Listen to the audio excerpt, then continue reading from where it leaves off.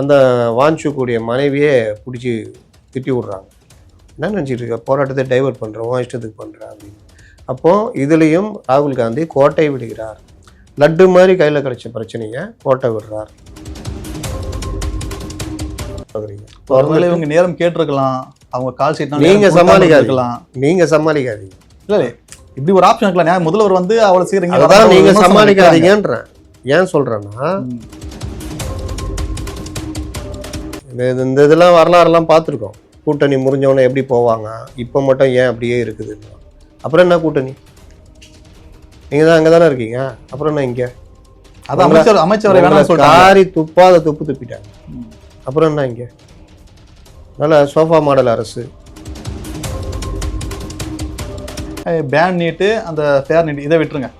டெல்லியில் அவ்வளோ போராட்டம் நடக்குது, மாணவர்கள் அடிக்கிறாங்க, உதைக்கிறாங்க, ரத்தம் ஊற்றுது, அவ்வளோ பிரச்சனை நடக்குது. இதற்கு தமிழகத்துல இருந்து ஒரு முதல்வருங்கிற ஒரு பொறுப்புல இருந்து ஏன் எந்த ஒரு அறிக்கையும் விடல மத்திய அரசு எதிர்த்து? இந்த கவர்மெண்ட்டு அந்த போலீஸ் யோக்கியன்னு நான் சொல்ல மாட்டேன். இந்த கவர்மெண்ட் வந்துச்சு 2 மாசத்துல எல்லாம் மாறிடும். சிஸ்டம் மாறாதுங்க, அவ்வளோ சீக்கிரம் மாறாது. போலீஸு இன்றைக்கும் லாக்அப் மரணம் நடக்குதா இல்லையா? நடக்குது. அதனால இந்த சிஸ்டம் மாறாது. இதை மாற்ற வேலையை முதல்வர் செய்யணும்.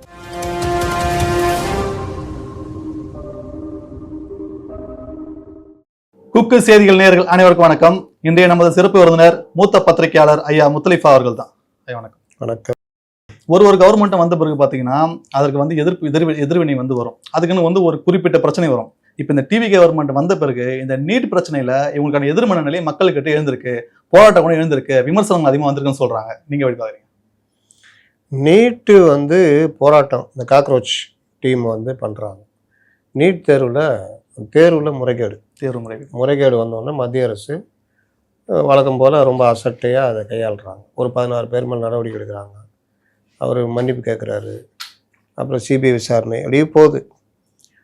அந்த அபிஜித்ன்றவர் ஏற்கனவே ஆம் ஆத்மியில் இருந்தவர், சோசியல் மீடியாவில் இருந்தவர். அந்த காக்ரோச் தலைவர். ஆமாம், அவர் இந்த சோசியல் மீடியா எப்படி ஹேண்டில் பண்ணணும்னு தெரியும். அதுக்கப்புறம் ஆம் ஆத்மி வேலைக்கு போயிட்டு அமெரிக்காவில் போய் செட்டில் ஆகிடுறாரு ஒரு 2-3 வருஷம்.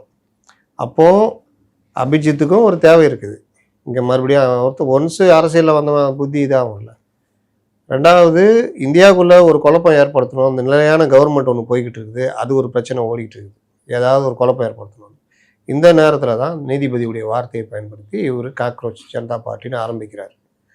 காக்ரோச் ஜனதா பார்ட்டின்னு ஆரம்பித்து இந்த வெப்சைட்டு இந்த இதை பற்றி தெரிஞ்சவங்களா இருந்தால் தெரியும் அது எவ்வளோ பெரிய கஷ்டம். உறுப்பினர் சேர்க்கறது இதெல்லாம் அதுக்கான ஒரு ஸ்பேஸு அதுக்கெல்லாம் பார்த்திங்கன்னா பயங்கர செலவாகும். ரெண்டாவது, அதுக்கான ஒர்க்கு இருக்குல்ல, அது பெரிய ஒர்க்கு. அப்போ அபிஜித்துக்கு பின்னாடி பெரிய டீம் ஒர்க் பண்ணுது. இந்த காக்ரோச் ஜனதா பார்ட்டி சேர்றாங்க. இவர்களுடைய இது என்னென்னா ஃபேர் நீட் கோரிக்கை. அதாவது இந்தியாவில் எந்த பிரச்சனையை பெருசாக்கலாம்னா இன்றைக்கி யங்ஸ்டர்ஸை பாதிக்கிற விஷயம், கவர்மெண்ட்டும் அலட்சியமாக இருக்கிற விஷயம். ஊழல்லாம் எடுக்க முடியாது அவங்கள்ட்ட. ஏன்னா ஊழல் பெரிய அளவுலாம் பாஜக கவர்மெண்ட்டில் இல்லை. அப்போ இவர்களுக்கு பெரிய விஷயம் என்னென்னா நீட்டில் இந்த வினாத்தாள் முறைகேடு அதை கையில் எடுக்கிறாங்க. இந்த காலத்தில் சமூக வலைதளங்கள்லாம் பெரிய அளவில் அது பற்றிக்கிட்டு எரியுது. ஜந்தர் மந்தர் போராட்டம். ஃபேர் நீட் 3 கோரிக்கை. வினாத்தாள் முறைகேடை முறைப்படுத்தணும், அமைச்சர் பதவி விலகணும், உயிரிழந்தவங்களுக்கு 1 கோடி கொடுக்கணும். அவ்வளோதான் 3 கோரிக்கை. இந்த கோரிக்கை பெருசாகி நடக்குது. இதில் ஒவ்வொரு கட்சிகளும் அவர்கள் அஜெண்டா உள்ள திணிக்கிறதுக்கு உள்ளே இறங்குறாங்க. ராகுல் காந்தி அவர் பார்லிமெண்ட்டுடைய எதிர்கட்சி தலைவர். அவர் அங்கே போராடாமல், அதாவது எதிர்கட்சி தலைவராக இந்த போராட்டம் ஒரு பொது பிரச்சனை நடக்கும் போது அந்தந்த கட்சிகள் வரதானே செய்வாங்க. இது சாதாரண ஒரு நிலை தானே. அதான் நான் சொல்ல வந்தேன். பார்லிமெண்ட்டில் இல்லாதவங்க ரோட்டில் போராடுவாங்க. பார்லிமெண்ட்டுடைய எதிர்கட்சி தலைவர், ஒரு காங்கிரஸ் பேரியக்கத்துடைய தலைவர், எதிர்கட்சி தலைவர், அவருடைய பணி என்னன்னா இந்த போராட்டத்தை ஆதரித்து பார்லிமெண்ட்டில் பெரிய அளவில் ஒரு ஸ்பீச் கொடுத்து அதற்கான தீர்வை கொண்டு வரணும். அவர்களை ஸ்தம்பிக்க வைக்கணும். பாராளுமன்றத்தில் அதை பதிவு பண்ணணும். அது அரசுக்கு நெருக்கடி கொடுக்கணும், காங்கிரஸ் எம்பிக்கள் மற்றவங்களாம் சேர்ந்து. ஆனால் இவரும் அந்த போராட்டக்காரர்கள் மாதிரி இங்கே சரி நீங்கள் சொல்கிறபடி ஒவ்வொரு பண்ணணும் அப்படின்னா அவர் அங்கே போயிருக்கணும். ஆனால் இவர் என்ன பண்ணுறாரு, போராட்டத்தை டைவர்ட் பண்ணி இதை சாக்கா வச்சு மோடியுடைய பிரதமருடைய இல்லத்தை முற்றுகிட போகிறார். அவர் என்ன நினைச்சாருன்னா, இந்த மாணவர்கள் இளைஞர்கள்லாம் இவர் கூட வந்துடுவாங்க, அது மோடிக்கு எதிரான ஒரு எதிர்ப்பாக மாற்றலான்னு பண்ணுறாரு. அந்த வாஞ்சிக்கக்கூடிய மனைவியே பிடிச்சி திட்டி விட்றாங்க. என்ன நினச்சிட்டு இருக்க, போராட்டத்தை டைவர்ட் பண்ணுறோம், இஷ்டத்துக்கு பண்ணுறேன் அப்படின்னு. அப்போது இதுலேயும் ராகுல் காந்தி கோட்டை விடுகிறார். லட்டு மாதிரி கையில் கிடச்ச பிரச்சனையை கோட்டை விடுறார். ஏன்னா இவர் இதே மாதிரி தான் பீகார் எலெக்ஷனில் லட்டு மாதிரி நல்ல விஷயம் அது, அதெல்லாம் விட்டுட்டார். எஸ்ஐஆர் தூக்கிட்டு சுற்றி இங்கே இருக்கிற ஒருத்தர் ஐயோ நெஞ்சு பொறுக்குது இல்லையே எனக்குலாம் வீடியோ போட்டார். ஆனால் அது சாதாரண நிகழ்வு. எஸ்ஐஆர் ஃபார்ம் ஃபில் பண்ணீங்களா நீங்கள்? உங்களுக்கு தான் நெஞ்சு அடைச்சிதா? என்ன ஃபார்ம்னா ஃபில் பண்ணி கொடுத்தீங்க, அவ்வளோதானே, கார்டு வந்துச்சு இல்லை, அவ்வளோதான். இது ஓட் ஷோர்னு இவர் சொன்னதை தடுக்கிறது தான் அது, அதோடைய வேலை. அதோடைய வேலை. ஒரு வீட்டில் 5 பேர் இருக்கிறான், 2 பேர் செத்து போயிட்டாங்க, 3 பேர் தான் இருக்காங்க.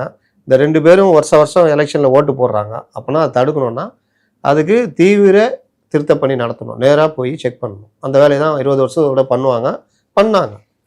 இதுக்குள்ளே ஒரு அரசியல், இதை தூக்கிட்டு பெருசாக இந்தியா ஃபுல்லாக சுற்றினார். இதுதான் காமெடி, ராகுல் காந்தி காமெடி சொல்கிறேன். தமிழ்நாட்டில் ஃபேர் நீட்டுனா இங்கே பேன் நீட் யார் சொல்கிறா? திமுக. திமுகவுக்கு என்ன பிரச்சனை? இல்லையே, மாணவர்கள் தானே போராடினாங்க. ஆமாம், மாணவர்கள் தான் போராடினாங்க. எப்படி போராடினாங்க? மாணவர்கள் போராட்டத்தை எந்த மாணவர்கள், எந்தெந்த மாணவர்? இப்போ பார்த்தீங்கன்னா காக்ரோச் ஜனதா பார்ட்டின்னு சொல்லிட்டு இந்த சிபிஎம் கட்சி அளவில் டி நகரில் இருக்கு. அங்கே எவ்வளோ ஒரு 6 நாளாக போராடிட்டு இருக்காங்க. எவ்வளோ நாள் மொதல் நாள் காக்ரோச் ஜனதா பார்ட்டின்னு அங்கே இருந்தாங்க சொல்லுங்க, எவ்வளோ பேர் இருந்தாங்க? 15 பேர். இதுதான் சொல்ல வரேன், அஜெண்டா. ஒவ்வொரு கட்சியோட அஜெண்டா சொல்ல வரேன். டிஒய்எஃப்ஐ எஸ்எஃப்ஐ, இது சிபிஎம் வந்து மாநில கட்சியா தேசிய கட்சியா? தேசிய கட்சி. அவங்களுக்கு தலைமை மாநிலத்தில் இருக்குதா தேசிய அளவில் இருக்குது? தேசிய அளவில். ஃபேர் நீட்டா பேன் நீட்டா அப்படின்னா சிபிஎம் தமிழ்நாட்டை தாண்டி மற்ற ஸ்டேட்லலாம் ஃபேர் நீட் அவங்களோட போராட்டம். கேரளாவில் சிபிஐ சொல்கிறீங்க, சிபிஎம் டைஃபி எஸ்எஃப்ஐ போராடுறது ஃபேர் நீட். ஏன்னா காக்ரோச்சுடைய போராட்டத்தை அங்கேயும் அங்கே எடுக்கிறாங்க. நீட்டை கேரளா கவர்மெண்ட், சிபிஎம் கவர்மெண்ட்டோ காங்கிரஸ் கவர்மெண்ட்டோ ஒன்றும் இல்லை, எந்த கவர்மெண்ட்டோ நீட்டை வந்து வேணான்னு சொல்லலை. முறைகேடுன்ற நம்மளும் அதான் சொல்கிறோம், முறைகேடை சரி பண்ணணும். இந்த இது இங்கே பேன் நீட்டுன்றது முதல்ல வரல. அதுக்கு முன்னாடி காக்ரோச் ஜனதா பார்ட்டியை கூப்பிட்டு இவர்கள் ஆஃபீஸ்குள்ளே உட்கார, ஏன்னா இவங்கள்ட்ட ஆள் இல்லை சிபிஎம்மில், சிபிஐக்கு இல்லை, அதனால் நீ ஆஃபீஸே கொடுத்துட்றேன் உட்காந்துக்கோன்றாங்க. சிபிஎம் என்னன்னா எஸ்எஃப்ஐ டைஃபி இருக்குது, அதை வச்சுக்கிட்டு அவங்க ரோட்டில் குதிச்சு அவங்க பேன் நீட்டுன்னு அவங்க, ஏன்னா திமுகவுடைய தலைமை எங்கும் இல்லை. அதனால சொல்கிறபடி பார்த்தா இப்போ அந்த கட்சி வந்து தாவேகா கட்சி தான் ஆதரவு தெரிவிச்சிருக்கு. அவங்க எப்படி வந்து அந்த கட்சிக்கு எதிராக ஒரு போராட்டத்தை முன்னெடுப்பாங்கன்னு நினைக்கிறீங்க? டிஎம்கே பேச்சை கேட்டுக்கிட்டு தாவேகா புரியல. இப்போ நீங்க என்ன சொல்றீங்க, திமுக தான் இவங்களை இயக்குதுன்னு சொல்றீங்க. இந்த அமைப்பு வந்து கம்யூனிஸ்டோட அமைப்பு. கம்யூனிஸ்ட் வந்து இப்ப தாவேகா தான் ஆதரவு கொடுத்துருக்கு. தாவேகாக்கு ஆதரவு கொடுத்துட்டு இன்னும் டிஎம்கே பேச்சை கேட்டு இவங்க இயங்குறாங்கன்னு சொல்றது எந்த மாதிரி? நீங்க நல்ல கண்ணு சிலை திறந்தாங்கல்ல, இன்னைக்கு திறந்தாங்களா இல்லையாங்க? ஐயா நல்ல கண்ணு சிலை திறந்தாங்களா? இன்னைக்கு திறந்தாங்க. யார் திறந்து வச்சா தெரியுமா? சொல்லுங்க, பார்த்துட்டு வந்தீங்களா? இல்லை, அந்த என்ன தகவல் என்ன வர? உதயநிதி ஸ்டாலின். இப்போ சொல்லுங்க, நீங்கள் கூட்டணியே கிடையாது, முறிச்சிட்டோம், இனி பார்லிமெண்ட் எலெக்ஷன் தாண்டி 2031 வரைக்கும் தாவேகாவோட தான் நாங்கள் கூட்டணி வீரபாண்டியன் கொஞ்ச நாள் முன்னாடி அறிவிச்சார். கூட்டணியில் இருக்கிற கட்சி அவர்களுடைய மறைந்த தலைவருடைய சிலையை திறக்கிறாங்க. முதலமைச்சரை விட உங்களுக்கு தகுதியான ஆள் கிடையாது. ஒரு இதுன்னா முதலமைச்சர் அவர் வந்து திறந்தாருன்னா அதுக்கு ஒரு பேர் இருக்கும், அப்படிதான் எல்லாரும் எதிர்பார்ப்பாங்க கண்டிப்பாக. ஆனால் நீங்கள் திமுகவில் இருக்கிற எதிர்கட்சி தலைவர் உதயநிதி ஸ்டாலினை கூட்டு வந்து திறக்கிறீங்க. இவங்க நேரம் கேட்டிருக்கலாம், அவங்க கால் ஷீட் நீங்கள் சமாளிக்காதீங்க. இல்லை, இப்படி ஒரு ஆப்ஷன் இருக்கலாம். முதல்வர் வந்து அவ்வளோ சீக்கிரம் அதான் நீங்கள் சமாளிக்காதீங்கன்றேன். ஏன் சொல்கிறேன்னா, சண்முகத்தை வச்சும் திறக்கலாம், இல்லை தாவேகாலே யாரையும் வச்சு திறக்கலாம், இல்லை முதலமைச்சர் டேட்டு கொடுக்குறானே திறக்கலாம். அதனால் அதெல்லாம் அவர் டேட்டு கொடுக்க மாட்டேன்னா சொல்ல மாட்டார். டேட்டு வேணால் முன்ன பின்ன வரும், இல்லைன்னா தாவேகால வேறு, இல்லாட்டி அந்த நிகழ்ச்சிக்கு தாவேகா அமைச்சரில் அழைச்சிருக்கணும். அது என்ன டிஎம்கே வச்சு திறக்கிறது? அப்போ இவர்களுடைய அந்த வர்க்க பாசம் இன்னை வரைக்கும் அந்த பாசம் இருக்குது. சண்முகம் எடுத்துக்கிட்டிங்கன்னா அவரும் ஒரு சின்ன அந்த விஷயங்களில் கூட நாங்கள் மறுபரிசீலனை பண்ணுவோம் அப்படின்றார். இதுக்கெல்லாம் காரணம் வந்து நான் பல பேட்டிகளில் பேசினா பெருசாகிடும். ஏன்னா இவர்கள் விரும்பி போல, நாங்கள் திமுக தான் தலைவர், எங்கள் தலைவர் ஸ்டாலின் தான் திமுக கூட்டணி தான் இருக்கிறேன்னா சொன்னாங்க. திமுக கூட்டணி அமைச்சு ஒரு ஆட்சி அமைக்கலான்னு முடிவெடுத்தப்போ தான் ராகுல் அங்கே இருக்கிற இடதுசாரி தலைவர்கிட்ட பேசி என்னங்க இது நடக்குது அப்படின்னு, அப்புறம் அங்கேருந்து கூப்பிட்டு போங்க அங்கே போய் அங்கே ஆதரவு கொடுங்கன்னு வேண்டாம் இருப்பா போனாங்க. போகும்போது சண்முகம்லாம் கோச்சிக்கினார், நாங்கள் அங்கே ஆதரவு கொடுத்தாலும் நாங்கள் திமுக கூட்டணியில் தான் இருக்கிறோம்லாம் போனார். அதனால அந்த இங்கே இருக்கிற பாசம், அந்த பாசத்துக்கு பின்னாடி பல விஷயங்கள் இருக்குன்னு வச்சுக்கோங்க, அதை விட்டுருங்க. சப்ஜெக்ட்ல ஒரு கூட்டணி, அதனால ஒரு இது இருக்கலாம். அதனால தான் சொல்கிறேன், இந்த இதெல்லாம் வரலாறுலாம் பார்த்துருக்கோம். கூட்டணி முறிஞ்சவொன்னே எப்படி போவாங்க, இப்போ மட்டும் ஏன் அப்படியே இருக்குதுன்னா அப்புறம் என்ன கூட்டணி? நீங்கள் தான் அங்கே தானே இருக்கீங்க, அப்புறம் என்ன இங்கே? அதான் அமைச்சர் காரி துப்பாத துப்பு துப்பிட்டாங்க, அப்புறம் என்ன இங்கே? அதனால் சோஃபா மாடல் அரசு இது உட்பட சொல்லிட்டாங்க, துட்டு வாங்கி தான் போனீங்கன்ற மாதிரி கூட சொல்லிட்டாங்க. அதனால் அதை விட்டுருங்க. இவங்களுடைய பாசம் இவர்களை மாநிலத்தை பொறுத்த வரைக்கும் சிபிஎம் சிபிஐக்கு வந்து இவர்களோட இருக்கணுன்றதான் ஆசை. அதுக்கு சில விஷயங்கள் இருக்குது. அவர் வேண்டா வெறுப்பா அகில இந்திய தலைமையினால அங்கே இருக்காங்க. அதனால தான் இப்படி ஊட்டிகிட்டு இருக்குது திருமாவளவன் உட்பட. இதை விட்டுருங்க. நான் சொல்ல வர்றது, இங்கே பேன் நீட்டுன்னு சொல்கிறது திமுக ஏன் சொல்லுதுன்னா, நீங்கள் தமிழ்நாட்டில் மெடிக்கல் காலேஜ் எல்லாமே பெரும்பாலும் நீட்டுக்கு முன்னாடி பெரிய வருமானம் கொடுக்குற ஒரு கொளுத்த இதுவாக இருந்தது. நீட்டு வந்த பிறகு அந்த வருமானத்தில் போச்சு. அவங்க நிர்ணயிக்கிறது தான் ரேட்டுன்னு. அந்த ஒரு விளைவு தான் பேன் நீட்டுன்னு நிற்கிறது, வேறு எந்த ஸ்டேட்லேயும் கிடையாது. இன்னொரு விஷயம், இந்த பேன் நீட்டுன்றது திமுகவுடைய கோரிக்கைன்னு சொன்னல, சிபிஎம் தமிழ்நாட்டில் அனைத்து கட்சியுமே பேன் நீட் தானே இருக்குது. எந்த கட்சியுமே பாஜகவை தவிர்த்து எந்த ஒரு கட்சியுமே தமிழ்நாட்டில் நீட் தேவைன்னு சொல்லவே இல்லையா இது வரைக்கும்? அதுக்கு ஒரு இன்னொரு காரணம் இருக்குது. கடவுளை காணோன்னு, கடவுளை காட்டுறேன்னு வடிவேல் ஒரு படத்தில் சொல்லுவார். சொன்னோன்னே எல்லாம் 100 ரூபா கொடுப்பாங்க. 100 ரூபா வாங்கிட்டு கடவுளை காட்டுறேன்னு போய் காட்டுவார். ஒருத்தர் சொல்லுவான், கடவுளே கண்ணுக்கு தெரியலையா, என்ன போய் சொல்கிறான்னு. ஏய், இந்த கடவுள் தெரியலையா, அட பாவி, உன் பொண்டாட்டி பத்தினி இல்லைடான்றாங்க. இங்கே ஒரு பெரியவர் என்ன பண்ணுவார், எனக்கு கடவுள் தெரியாதுன்னுவார். பக்கத்தில் இருக்கிறவன் கேட்பான், என்ன இந்த மாதிரி சொல்கிற ஒன்றுமே ஏய் 100 ரூபாக்காக என் பொண்டாட்டியை பத்தினி இல்லைன்னு சொல்லணுமா, போடா அப்படின்வான். அந்த மாதிரி தமிழ்நாட்டை பொறுத்த வரைக்கும் அரசியல்ன்றது திமுக எப்படி கட்டமைச்சிருக்குதுன்னா, கொஞ்சம் லைட்டாக மிஸ் ஆனாலே இவங்க பாஜக பி டீம்னு இது பண்ணுறது. அப்போ நீட்டை நீங்கள் எதிர்த்து ஒரு அரசியல் பண்ணிவிட்டு கரெக்டாக ஏடிஎம்கே பீரியடில் தான் நீட்டு உள்ளே வருது, இம்ப்ளிமெண்ட் ஆகும். அந்த விலக்கெல்லாம் தாண்டி இம்ப்ளிமெண்ட் ஆகுது. அப்போ இவர்கள் கடுமையாக நீட்டை எதிர்த்து ஏடிஎம்கேவை ஒரு 2ல் கொண்டு போய் நிப்பாட்டுறாங்க. ஏடிஎம்கேக்கு வேறு வழியே இல்லை. உச்சநீதிமன்றம் போனால் தோற்றுருவோன்னு தெரிஞ்சும் போகிறாங்க, தோத்துடுறாங்க. அப்போது திமுக கடுமையாக ஒன்றுக்கும் உதவாதவன்ற மாதிரி விமர்சனம் பண்ணுறாங்க. அதற்கு பிறகு அவர்கள் வந்து 7.5% கொண்டு வராங்க. இவங்க 10% கொடுக்கணுன்றாங்க. 5 வருஷம் ஆண்டப்போ அது கொடுக்கவே இல்லை.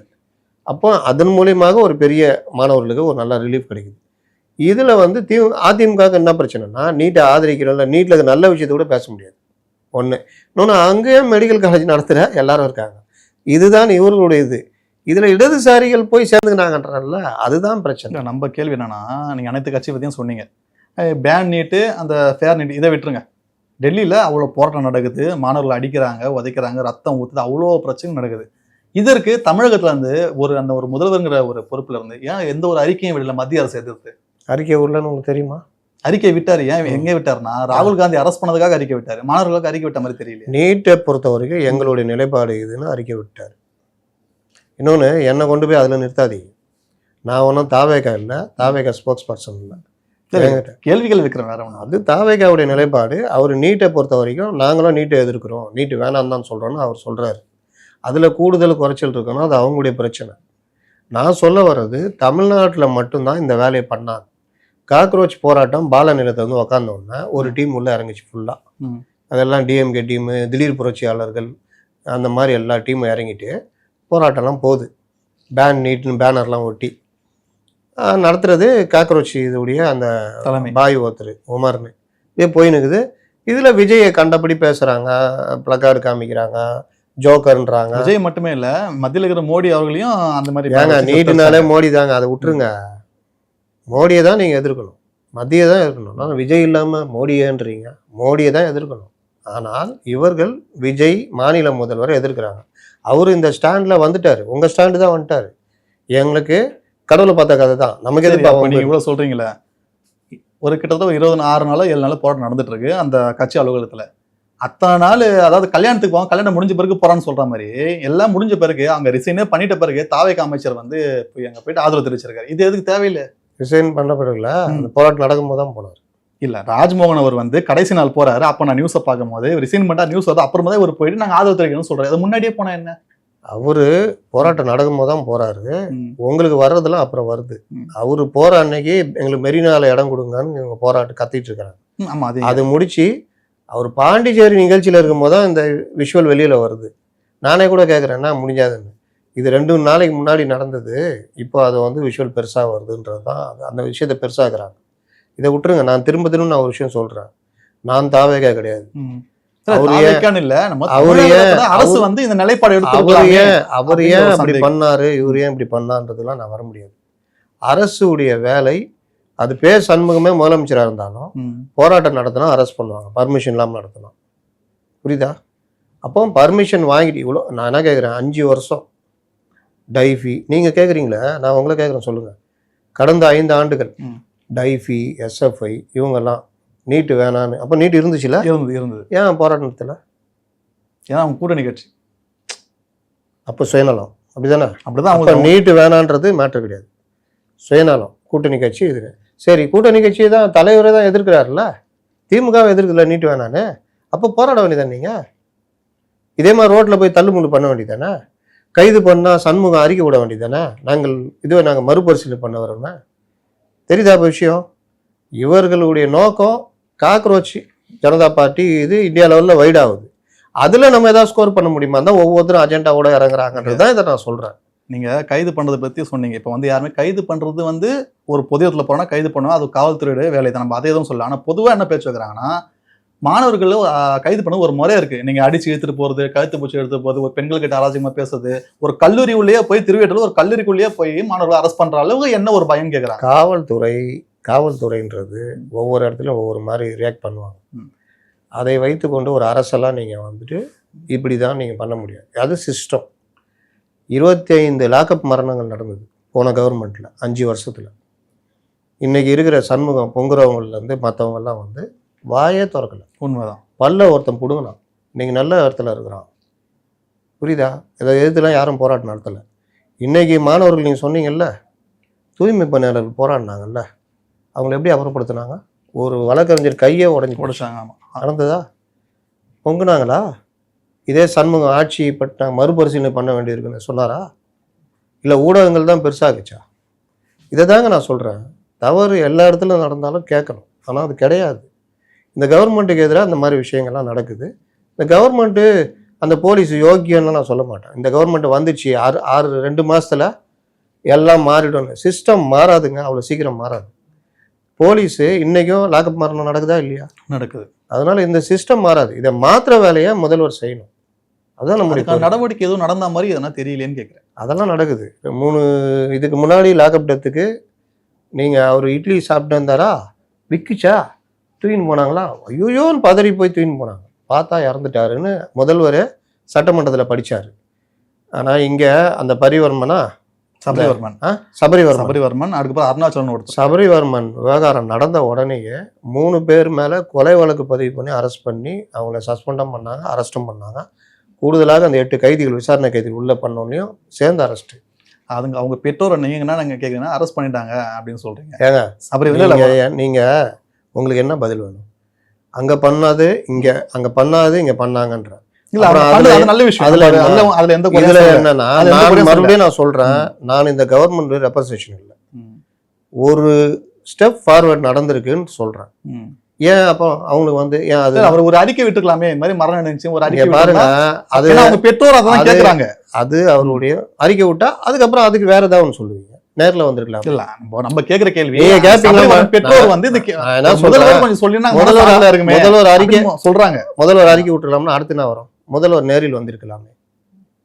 அதனால் அது அவருடைய பாணி, அதெல்லாம் நம்ம ஒன்றும் சொல்லிகிட்டு இருக்க முடியாது. அறிக்கை விடணுமா? விடணும்.